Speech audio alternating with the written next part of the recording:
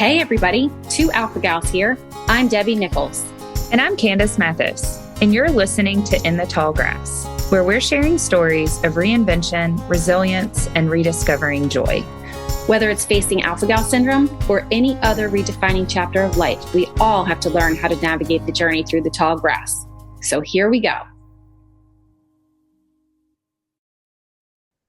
Hey, everybody. We're super excited today to introduce you to our guest, Dr. Bill Rawls.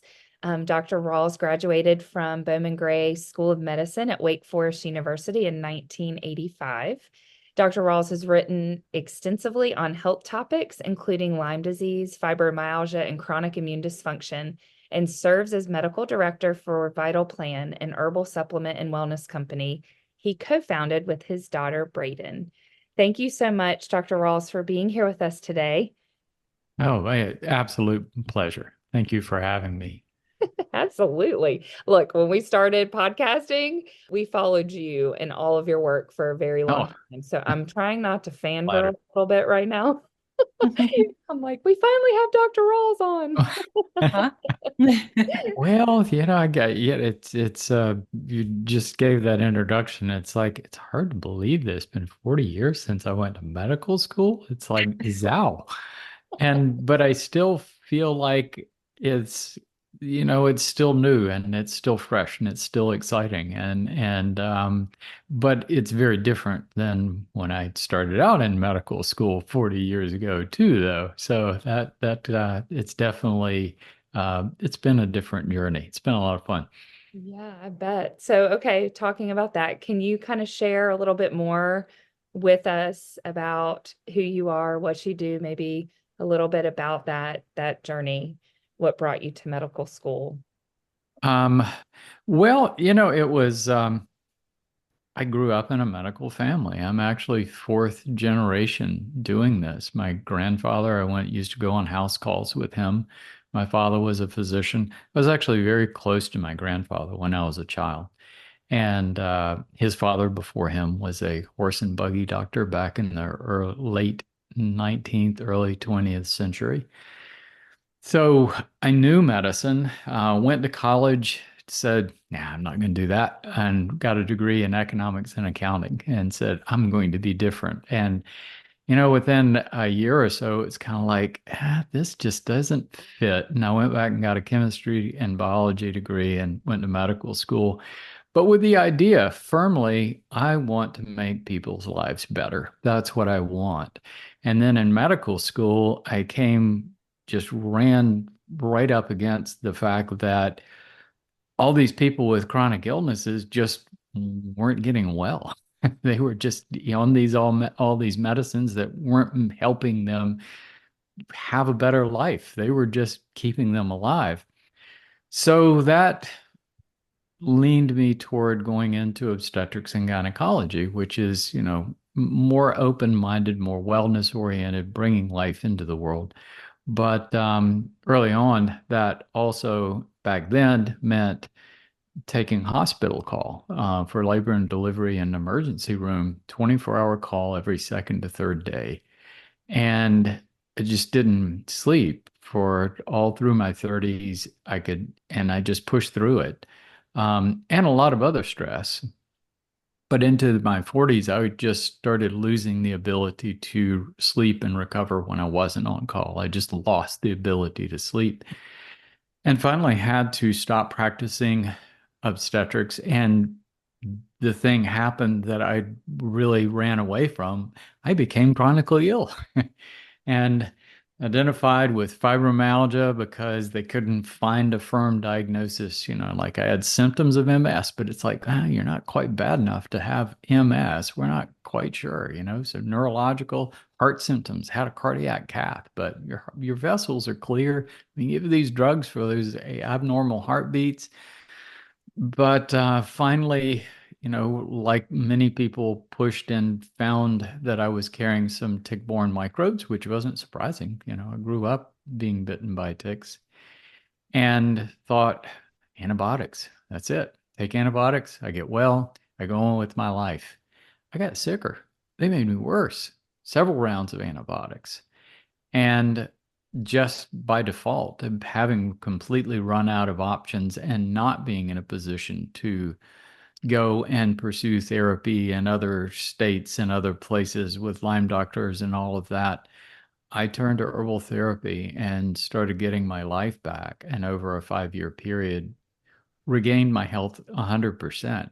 And here we're talking about, I was having at age 50, I felt like an old man. I was having a tremor in my head and my hands and just all these crazy symptoms that you commonly associate with aging. My joints were a wreck. And all that got better Mm. and eventually 100% better. And I've been taking the herbs now for a decade, and at 67, I don't have all the symptoms that I had when I was 50. And, I'm aging, but I'm aging well, and I'm aging without any debilitating symptoms. And that's pretty remarkable. And I've spent the past decade of my life really trying to understand what was going on there and trying to share that with other people. That is so fascinating. And we love to hear that it sounds like you're continuing to improve, just like you're continuing to learn as well. For a lot of us in the alpha gal community, misdiagnosis is a huge part of our journey. And it sounds like you went through that as well. Can you give us an idea of the time frame a little bit, from when your symptoms started? When did they tell you it was fibromyalgia? And then from there, when did you discover that it was actually tick-borne? Yeah, nobody really told me it was fibromyalgia. I just came to that diagnosis. They didn't really tell me anything, but everybody wants a label, so I was kind of going with that label. I've since found that 70% of people diagnosed with fibromyalgia don't meet the strict criteria. And I'm quite frankly, I don't really use the concept of diagnosis like a lot of physicians do. And when you look at most medical diagnoses, and I think alpha-gal is somewhat of an exception, but whether it's multiple sclerosis or anything else, when you're looking at chronic illnesses, what the diagnosis does is defines the medical treatment protocol, which treats symptoms and other manifestations, but it doesn't get to the root cause that people don't get well. So a long time ago in my life and in my practice, I started asking that question, why? And what's going on here? So instead of defining how the patient is ill and what treatment protocol, let's define why the patient is ill, why they became ill, and what we have to do to solve that problem. And it's very different. So alpha-gal is a little bit different because it does have a specific cause. So many chronic illnesses, though, are what are called multifactorial. And I think probably in a lot of ways, alpha-gal is maybe more that way than we realize too. But for most chronic illnesses that are multifactorial, it's a lot of trouble to say, well, which cause is it? What's driving this thing? Well, let's just ignore that completely and focus on how we can treat the symptoms. But again, people just don't get well. So asking that question, getting to the root causes, identifying, how does this person's life come together to cause this illness? What kinds of things precipitated it? That has a lot of value, but it takes time, and we just don't have place for that in our medical profession. But people can do that. And that's what I try to do is help people understand that all chronic illnesses have specific causes. And when you start getting to the root causes, then you start paving a pathway to actual wellness instead of just this state of managed illness that so many people end up in. Mhm. Yeah, I think it's so important. And I think you've touched on so many things that have always jumped out at me when reading through, your bios, information on Vital Plan and all of that. And I know we can dig into that in a minute, but something I think that has to be foundational, which seems like you have this also, is your mental shift. Like I hear Yeah. that so much where I know when I was, going through my own journey of trying to get a diagnosis because I was so sick and had no idea what was happening, I wanted that diagnosis. And it was like I almost clung to every lab result, you know, every appointment. And did you have kind of this defining moment for you that you made that shift, or was it more gradual? Can you maybe like share a little bit more about how you came to that realization? Yeah, I think I don't know that it was like a aha moment. Suddenly I just woke up to this kind of thing, but I recognize retrospectively that I moved from this state of what's happening to me? Why are all these horrible things happening to me? And anger and depression, to looking at it from the point of view of, okay, what am I supposed to be learning here? This is a life experience. These are things that are happening to me. How can I learn from these things? I'm a physician. How can I figure this out for myself so that I can reflect that back on patients, back on other people, and help them move forward. And it was that point of desperation to I'm in control, I have purpose, and it's important purpose to moving forward. And I always looked at people like Stephen Hawking, who got a really horrible disease early on, but didn't die from it. Ended up with just being able to move his eyes and his cheeks, and that's about it. And he spent half his life that way and was one of the most productive people on earth. And I look at that and go, all right, you got this guy whose life is physically horrible. I mean, no one would want to be trapped in that state. And he has taken it and done something that has truly changed the world. And I thought, if that guy can do it, heck with these, it's almost like you have to move beyond your symptoms, Mhm. that the symptoms are there, they're part of your life, accept that, do things to try to get rid of them, do things to try to improve your situation, but move beyond that and look for that purpose that you can still make a difference in your life. And I think that's ever so important for anyone, is just not giving up hope, looking for purpose, accepting that it is a state, it's a life experience, and every experience, good or bad, has some value in moving us forward to be better people, better souls, to move on. And how can we turn that around to help others? That is so beautiful and something that our community needs to hear so badly because as you know, like when you're really sick with chronic illness, sometimes it's hard to stay focused on what's next or how to get better. Sometimes it's easy to fall into that just feeling bad state. And so we talk all the time about, just take the next step. It might not always look the way you expected it to. It might not be doing the things you thought that you were going to be doing at this point in your life, but it's something. And that can lead to the next step after that and the next step after that. And I think you're a great example of having done that and just continuing to figure out how and why the things that you're doing are working. Oh yeah, I think it's so important. And I was doing some writing the other day, just playing around with ideas and thinking about that concept of story and how people fit in a story. And every good story has a hero, a problem the hero's got to solve, a villain that they have to vanquish, and a solution, but also a guide along the way. And and that makes for a good story. When you look at this, the story that most people end up writing when they have chronic Lyme disease, or really any kind of chronic medical illness, is the hero in the story is the doctor. They make themselves the hero. The problem is whatever chronic illness that in the case of Lyme disease, the villain is the microbes. And the solution is medical therapies. And when you look at that story, that person gets left on the sidelines. They're a passive bystander in that process. And when you have that situation, you're never going to have as good an outcome. So, one of the things that I really try to do for people is to get them engaged, get them to be proactive, get them to learn and be a part of the story.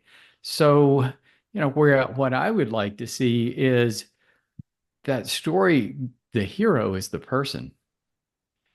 The problem is whatever illness they're trying to solve. The villain is misinformation that keeps them from getting those answers that they need to solve that problem.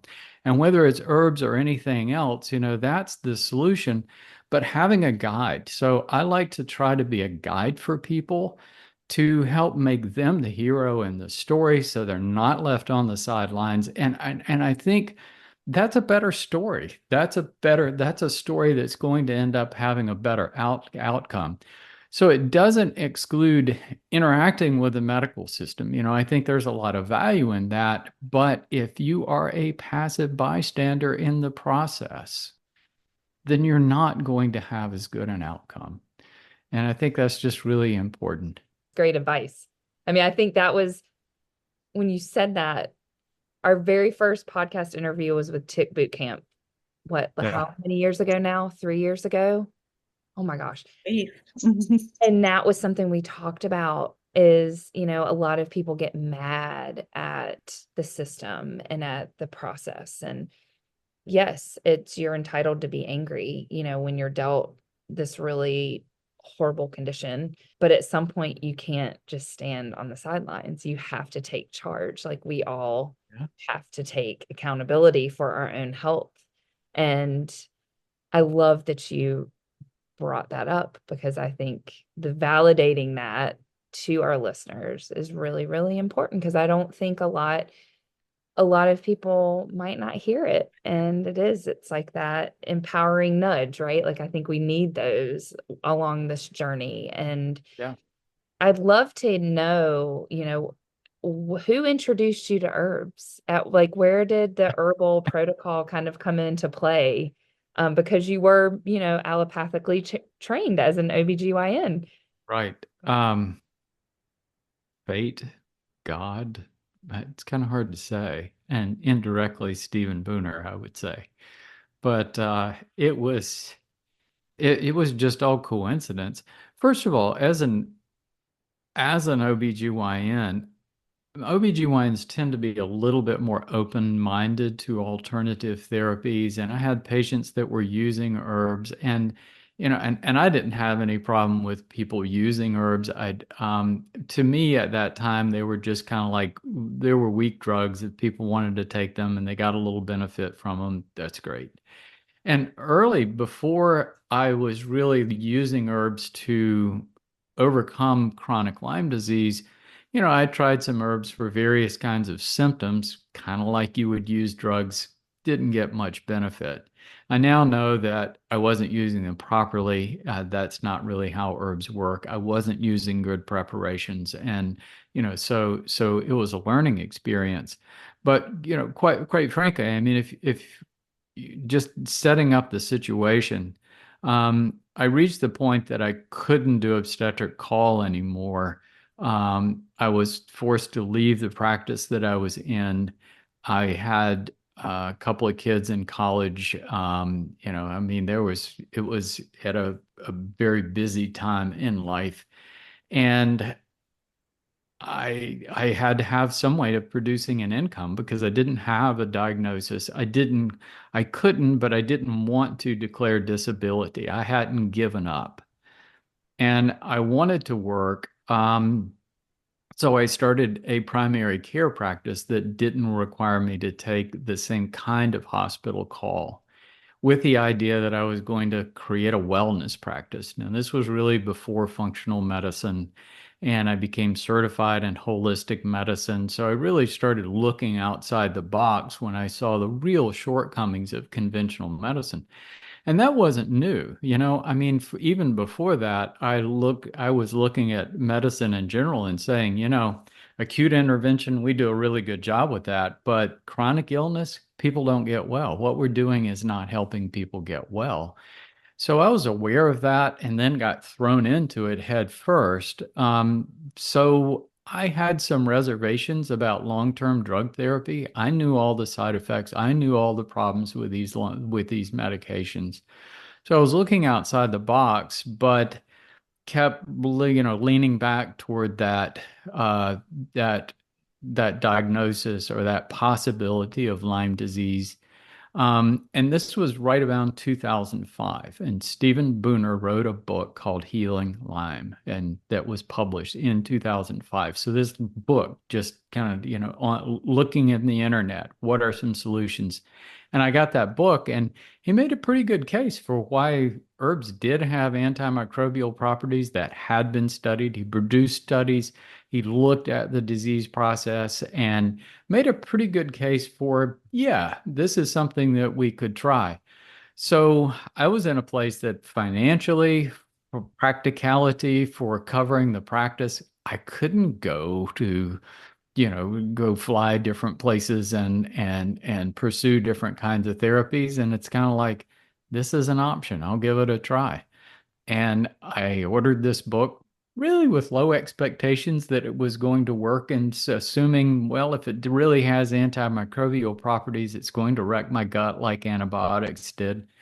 And I ordered all these really potent extracts of herbs that I hadn't heard of, but researched enough. I did my own research, and, the first qualification was, is it safe? Is it something that's going to hurt me? And came to the conclusion pretty quickly that that probability was very, very low.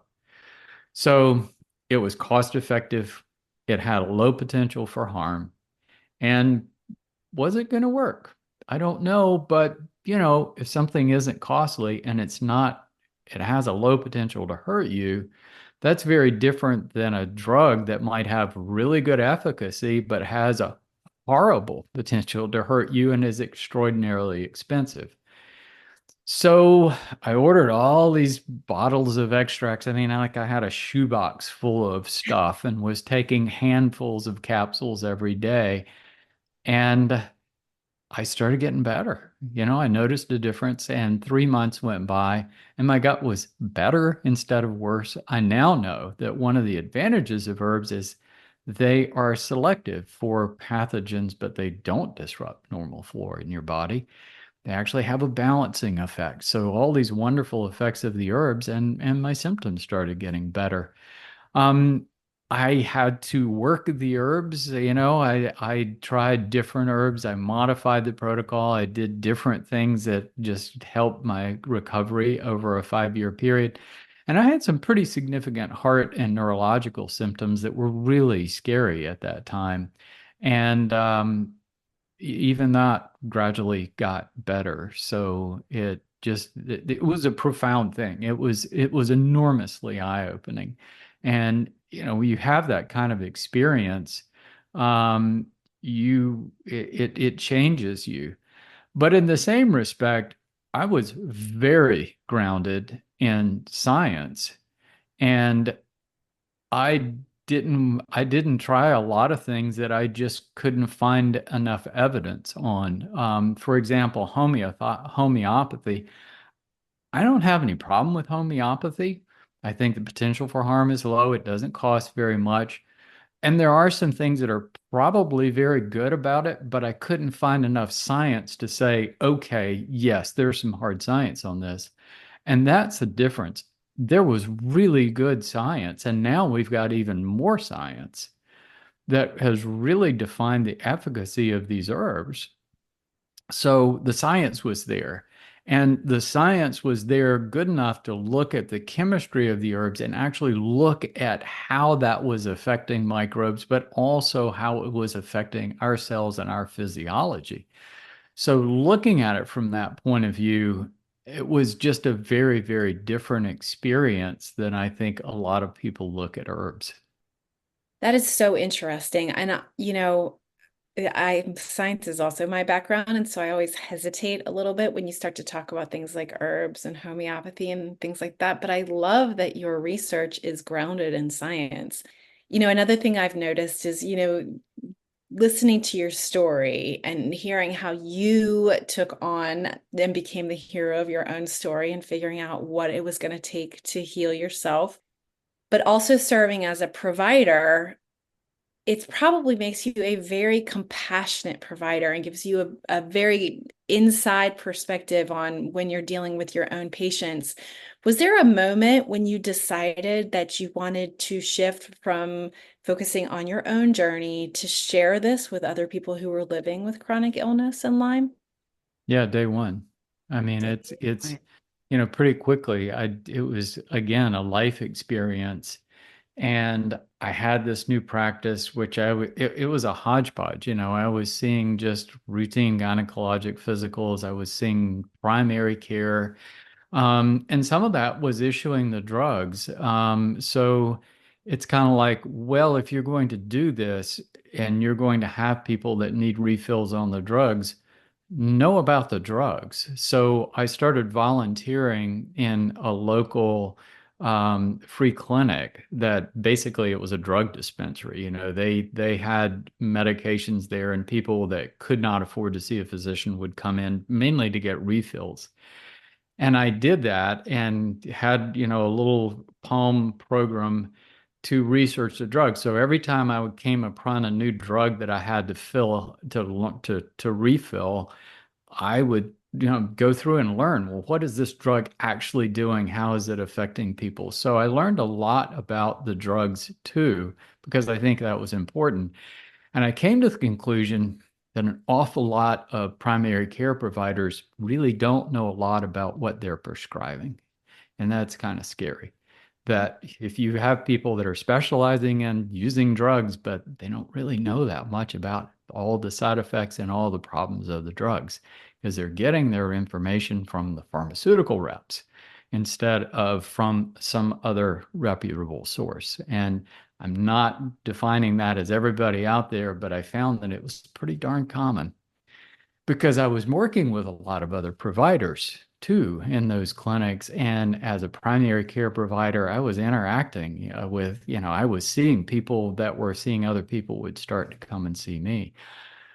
But at the same time, I was writing and creating. I started doing these things that I called health briefs that were like 5 or 6 page guides on how do you solve this problem of sinusitis by getting to the root causes, or all of these different things. And I wrote all these health briefs, and I would incorporate herbs, and these are things that I could just print out and hand to people. And I started writing I started creating this protocol. That the protocols I use now are kind of a derivation of what I started way back then. And I started writing and putting the content onto the CD, and I would give that to people. And that turned out to be a book that was mainly for my patients and looking at chronic illness from a cause point of view and really defining those root causes, and gave them really sound pathways of how to solve those problems. And a lot of it was about diet, but so I was constantly, whatever I was learning, I was trying to recirculate and help other people with it. And that, that became my purpose. That gave me reason to survive, reason to do what I was doing. So you are a lifelong learner. That is what I keep hearing from Oh from yeah, talking with yeah, you. Like, I yeah. love that. My husband and I talk a lot about that, just being expansive, and like our goal is to just live an expansive life. And I just see that in your story where you just keep expanding beyond these perimeters, and I think it's a beautiful reminder that we should all kind of strive to always learn. Were you embraced by your colleagues at that time? You said you were in a group of physicians. How did No, they really didn't understand me. I mean, this was a pretty small town, Mhm. and I was part of the medical groups. Most of them had just really thought I'd lost my mind. They didn't know really what was going on. They were still cordial and friendly, but they just really didn't understand what I was doing.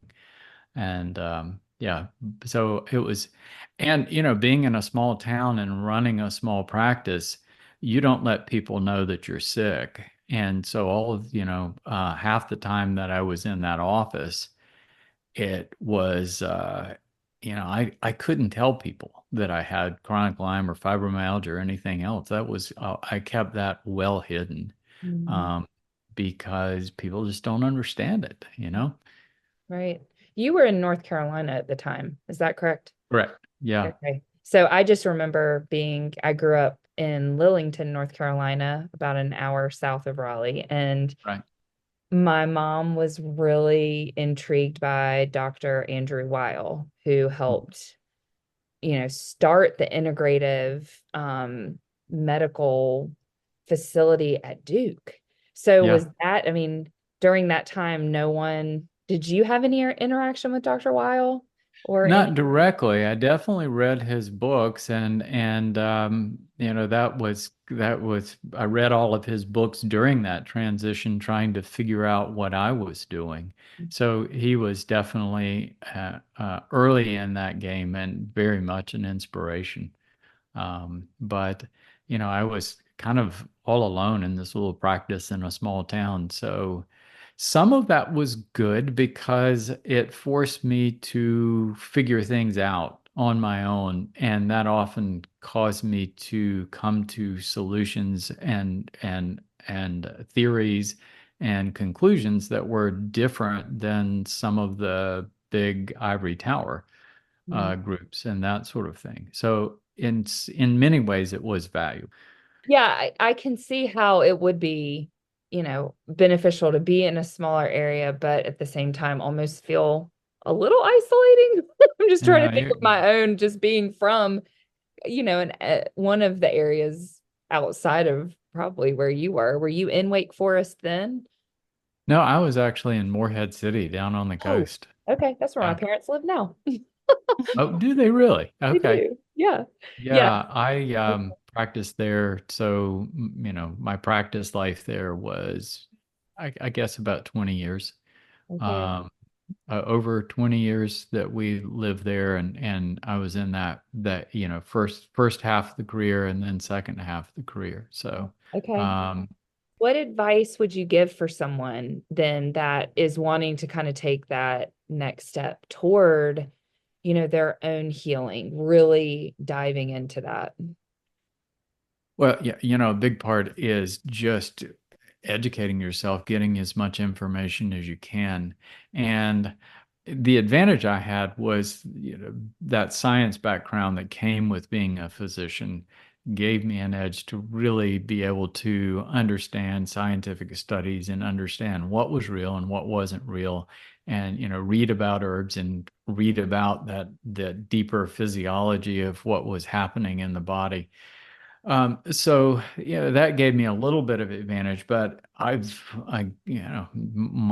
bag is just putting information out there, and I think a gift that I was given early on, maybe some of our lives are programmed from the beginning, and we have to, we follow a course that we don't necessarily set for ourselves, but has been set for us. Sometimes I have to wonder about that. Because one thing that I've always had the ability to do, and something that my patients always loved, is to take complex things and make them simple and put them in everyday terms.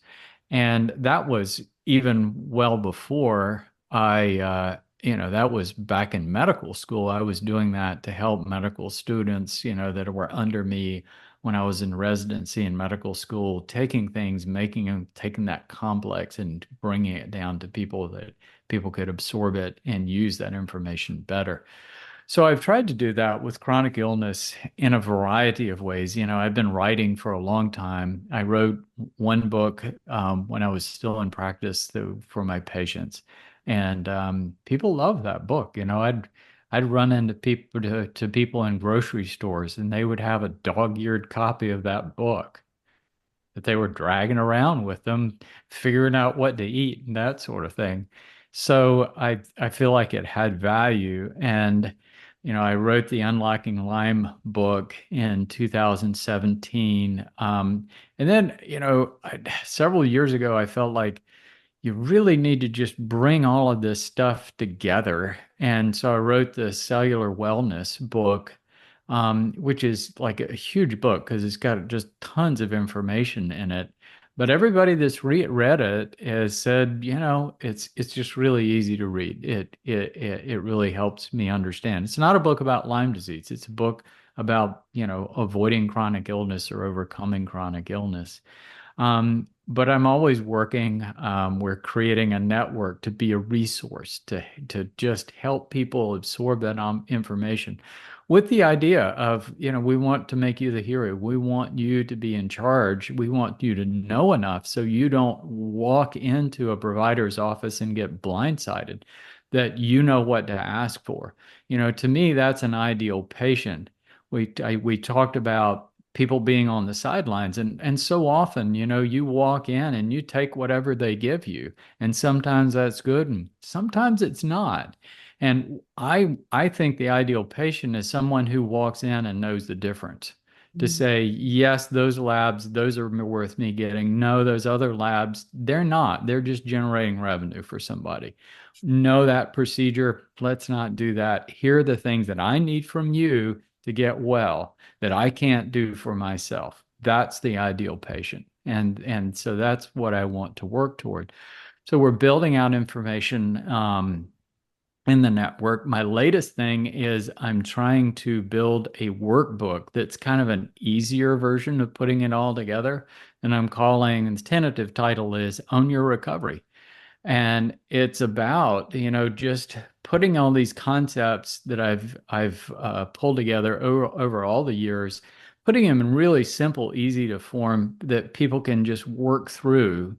And then that navigable pathway of what kinds of things really matter and how do we individualize everybody's journey. So that's my current project. So I'm hoping so an educated patient is best. And I've heard it different ways. I found a study when I was working on the cellular wellness book that said that 90% of overcoming any chronic illness occurs outside of a doctor's office. And I've heard it said a different way that only 10% of what you need to recover from a chronic illness comes from a doctor's office. And that means there's an awful lot that you can do. And those things probably matter more than what you get at a doctor's office. And, but I think people walk in and quite frankly, we live in a system that's all about revenue generation.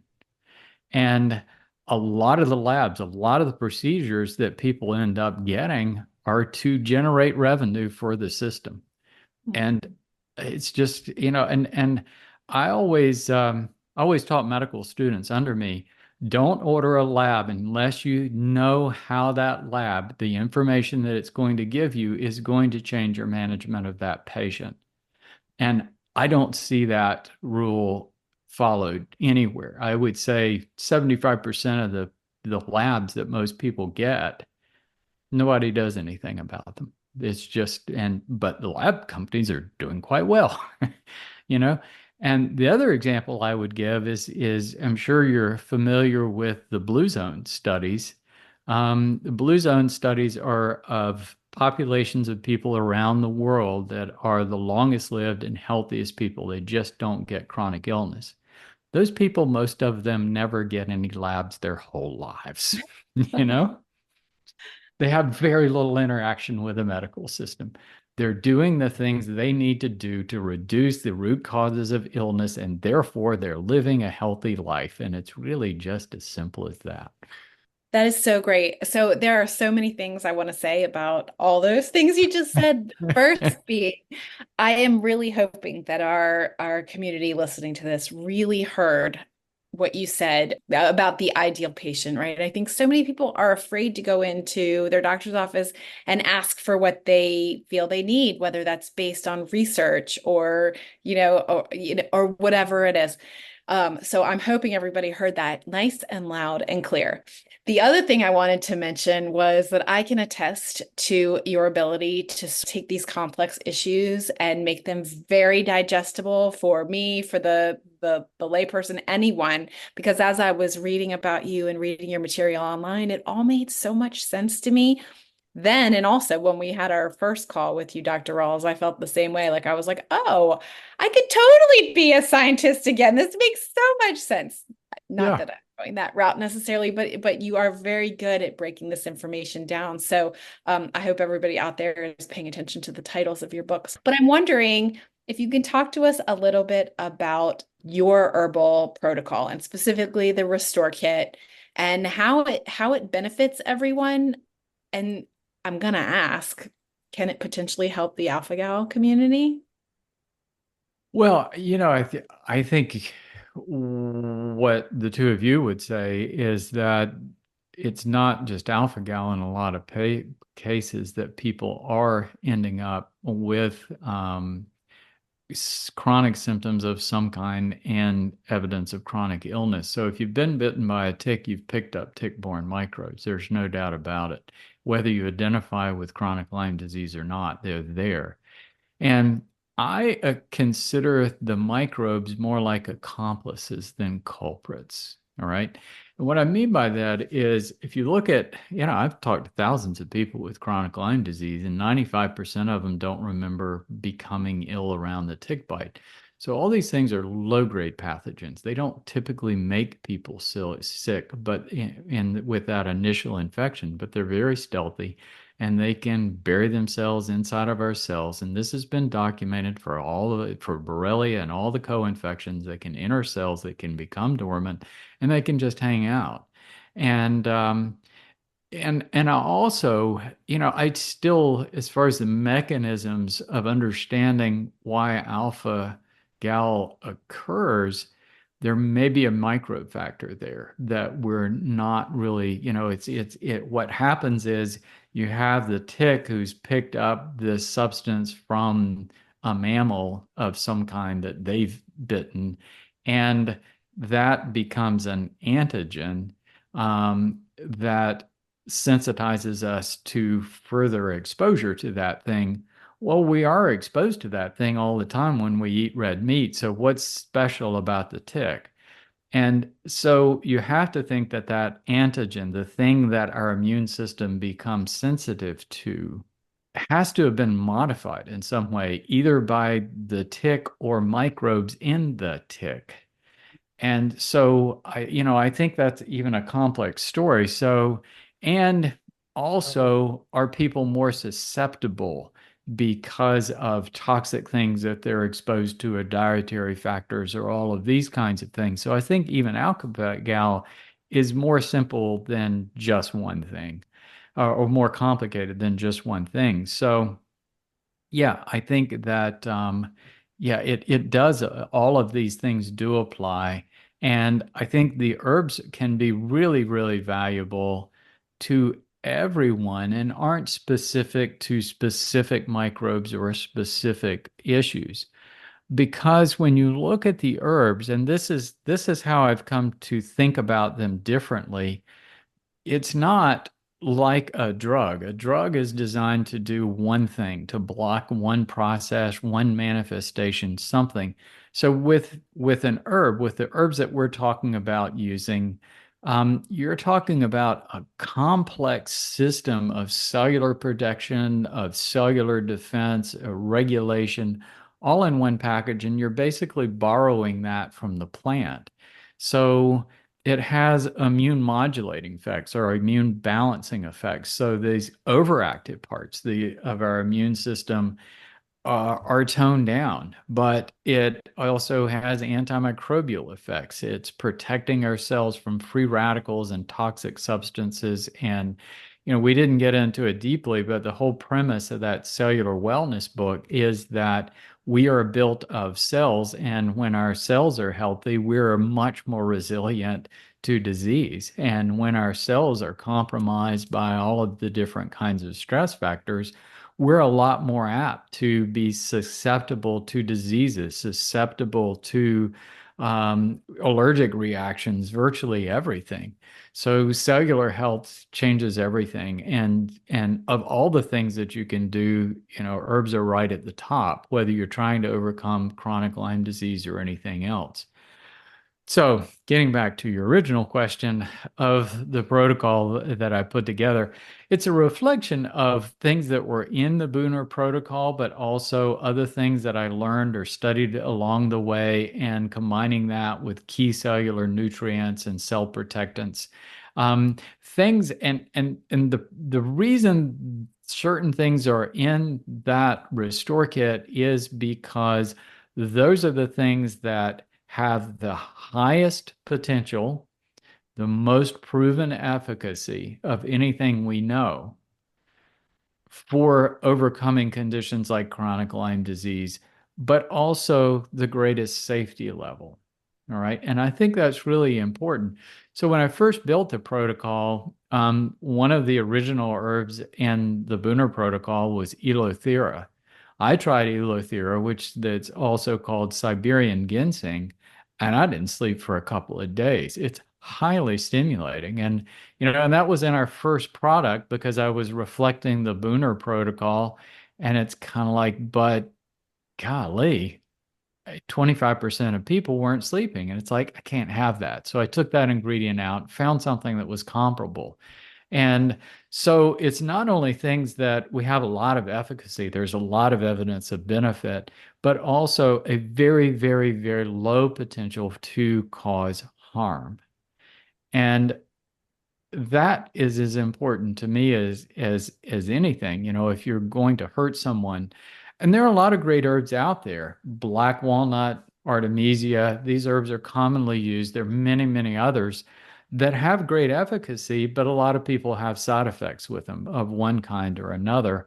So I just didn't want that. I wanted to lower that potential as much as I could. And oddly enough, there are a lot of herbal protocols out there.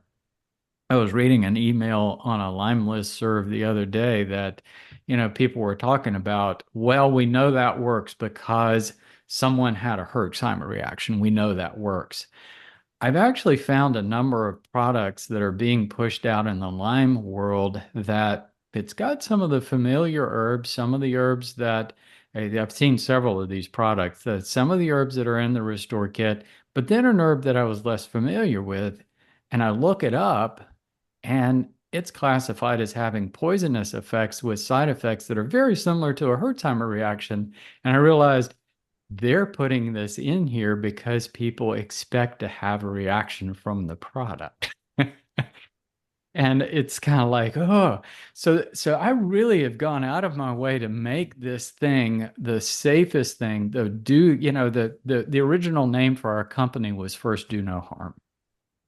And I just believe that very strongly. It's just so important if you're going to help someone not to hurt them, not to have toxicity.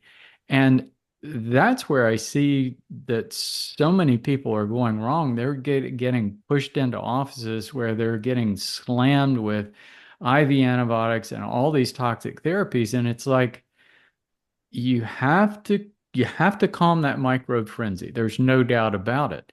But you have to do it without adding cellular stress.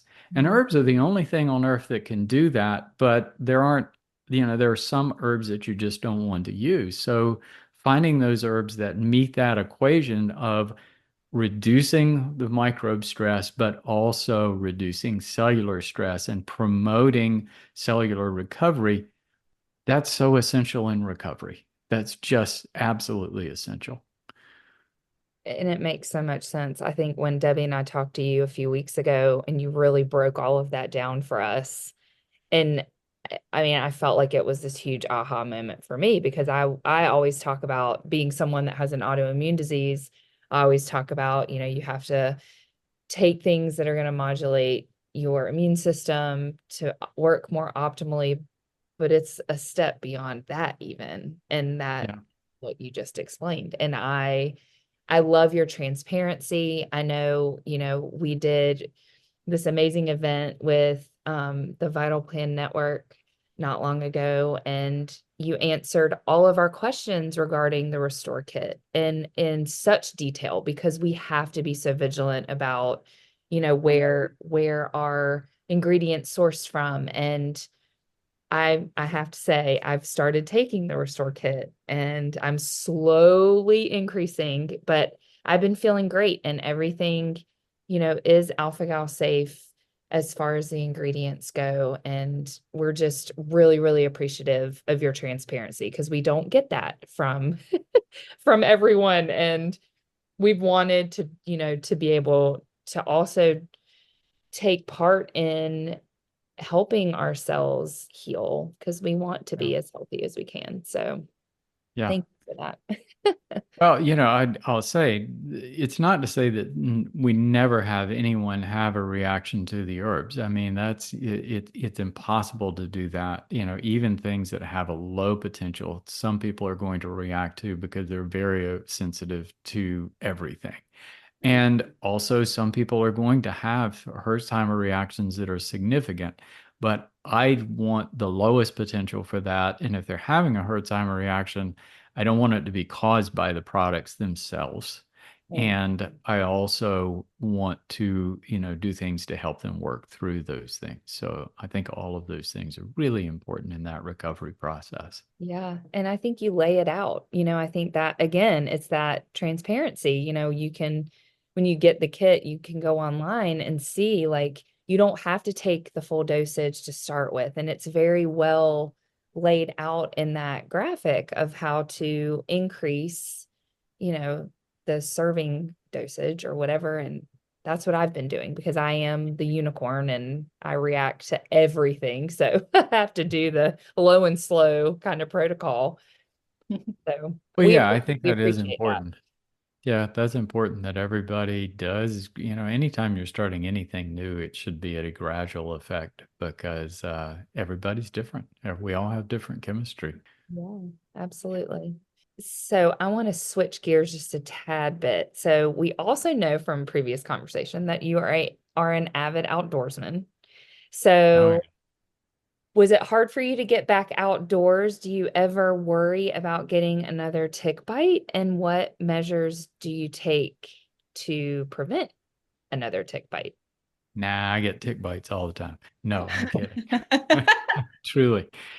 Um, I'm a little bit blessed, it seems, in where I live. I live right now in Wilmington, North Carolina. Okay. There is there are numerous trails through the woods around this area. My dog and I go on one of them every single day, and I've never seen a tick there. It's the craziest thing. I've never seen a tick there, not one. And the other thing is, in that journey of just being aware, it's kind of forced me to do a lot of activities, outdoor activities on beaches and in marshes and out on the water because there aren't ticks there. But I am very vigilant about it. I don't like the heavy chemicals like DEET, and I just think they're really toxic to our system. I have found that essential oils do a very good job of protecting us from ticks from just making us less of a target. Maybe not quite as good as the DEET, but they work pretty darn well. In the beginning, I was wearing heavy clothes and heavy, pants and everything else, and I found that you don't see them on the clothes as well. And I went back to shorts when I was hiking most of the time in most seasons, just because I'm just super hyper sensitive to it. And if something gets on my leg, I know about it. I have had ticks on me and hiking other places like up in the Piedmont or up in the mountains, and I generally know about it pretty quickly. I avoid heavy brush. I'm just really, I mean, I do a lot of hiking in the woods, but I'm not going to go on hiking trails that I'm bushwhacking. I just don't do it. And So I'm always vigilant. I'm always looking. I'm kind of sweeping my legs and looking on my arms. And generally, when I get back, I'll generally take a shower and really do a good tick check if I've been out somewhere that might be suspicious. But I also take the herbs, and I continue to take herbs. And I was actually up um, kind of near your territory up in Virginia, near Richmond. We have some relatives up there, and we went hiking. And just hiking on this road with leaf litter, not anywhere near trees, man, there were ticks everywhere. It was crazy. And I actually got bitten, but it wasn't on that long. So, I carefully removed the tick as soon as I found it, and I just upped all my herbs for several days, actually several weeks, and I never had any symptoms at all. But I think the herbs give you an extra level of protection um, against these things. And I think every tick is suspicious. I mean, any tick bite, even for a short while, who knows what you're picking up? We have well-defined parameters of how long it takes for Borrelia to move from the tick system to our system, and how long all that takes. But ticks carry hundreds of bacteria, and we don't know what most of them do. you know so I think they're all suspicious. Yeah, it's true, some ticks have Lyme disease or carry Borrelia, some ticks don't, but they all have something, and you just have to accept that. And so, I think that extra protection from the herbs is really super important. But it is pretty comfortable where I live. We just around my yard, we've got trees all around our yard. I've never seen a tick, and it just seems to be this area, because if you go down on Bald Head Island, down just where there's a lot more shrubs and it's more Outer Banks like, man, there are ticks everywhere. I mean, it's crazy. So I really don't know why. I've asked to see if people are spraying a lot, and I haven't found that people are spraying from them. I do know though that we have a lot of hawks and owls in our area, and they might keep the mouse populations down, which are a really important pathway for ticks to survive. So it might be that we just don't have that many mice because of all the hawks and raptors.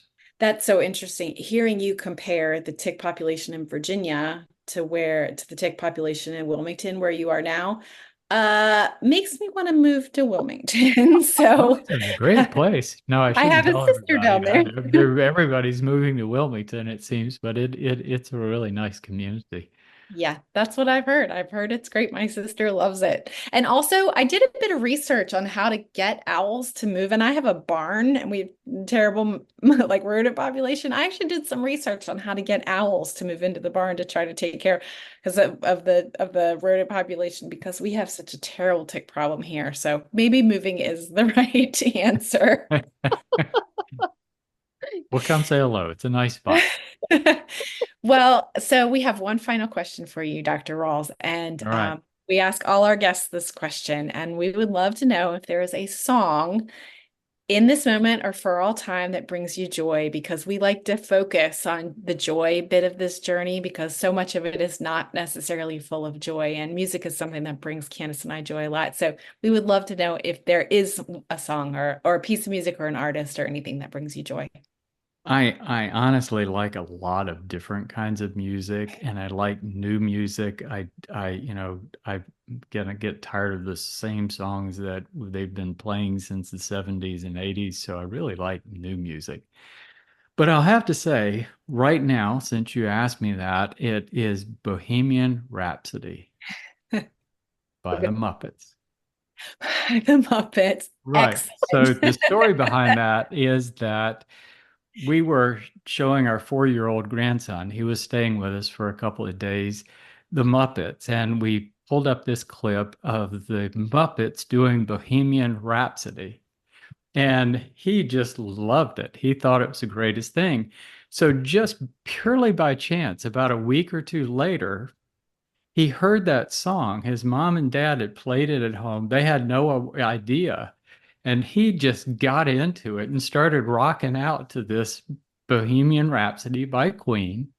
And so his dad said, "Yeah, that's Bohemian Rhapsody by Queen. It was a really great song." He said, "No, that's by the Muppets." So it's they had a dialogue going back and forth. So it was really funny. So so that one's kind of special right now. I love it. That story brings us a lot of joy, to be perfectly honest with you. So thank you so much for sharing that with us and for taking the time to talk to us today, for breaking down this information in a way that is very easily digestible and understandable. We're so grateful that you made time for us, and we just really look forward to continuing the conversation and the relationship. Dr. Rawls, thank you Absolute for being pleasure. here today. Yeah. So That's much. great. Thanks. Until next time, everybody. Thank you for joining us today on In the Tall Grass. Visit us at 2alphagals.com. That's TWO alphagals.com. Or you can find us on Instagram and Facebook at 2alphagals. If you enjoyed listening, please leave a review and help us grow this community. We're all faced with obstacles on our journey, whether it be food allergies or tick-borne diseases. You might outgrow the reactions, but you won't outgrow the person you become. Ticks suck, but life doesn't have to.